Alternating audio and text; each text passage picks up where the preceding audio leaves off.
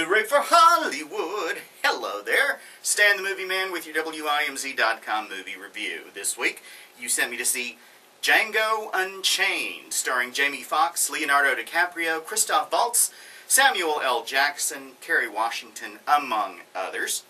It is the story of a slave named Django who is freed from his chains by a German dentist named Dr. Schultz, played by Christoph Waltz.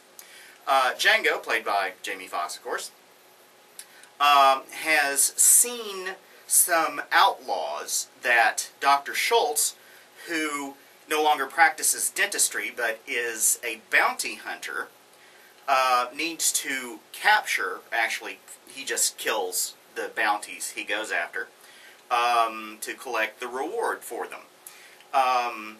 But only Django's seen their faces, but Dr. Schultz doesn't know what they look like.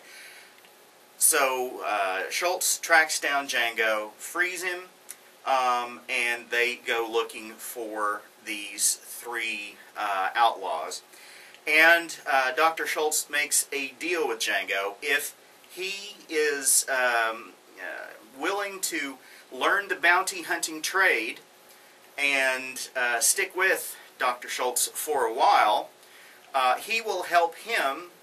Dr. Schultz will help Django find his wife, Broomhilda, played by Kerry Washington, who was sold separately from Django as a punishment for attempting to run away.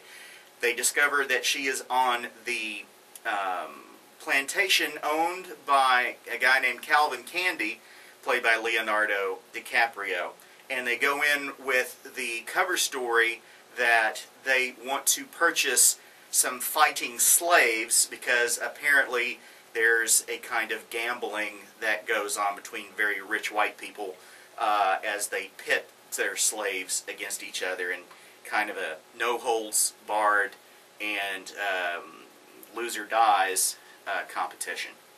Of course, Quentin Tarantino's film has some unique features to it that you don't normally see. He loves the spaghetti westerns, and there are stylistic things about the movie that harken back to the spaghetti westerns.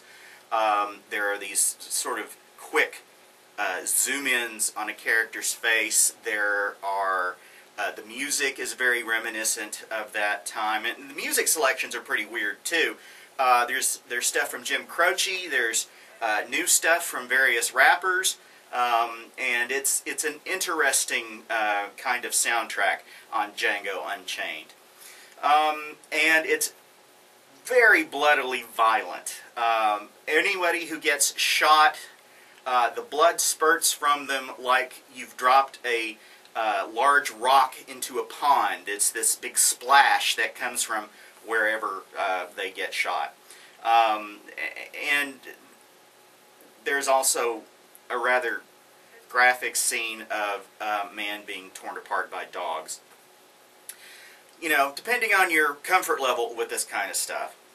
Also, there is it's very difficult to watch at times as the white people use the N-word a lot and frequently and in front of the slaves because they aren't really considered people. And whether it's historically accurate or not, seeing this depiction of how human beings were treated as subhumans, kind of, you know, it feels weird to watch that. And I understand that there has been some blowback against Tarantino and the movie because of the amount of N-words that get uttered.